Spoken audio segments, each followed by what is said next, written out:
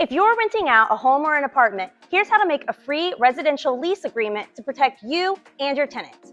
First, clearly identify the parties and the property. State full names, contact info, and the exact address for the rental property.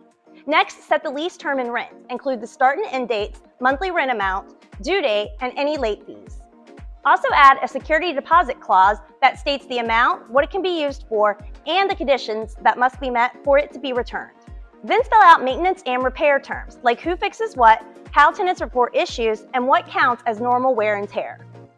You can also include rules for pets, smoking, parking, and noise, and specify whether renter's insurance is required. Add termination and eviction terms, including notice periods and reasons you can end the lease. Finally, make sure the lease complies with local landlord, tenant, and fair housing laws.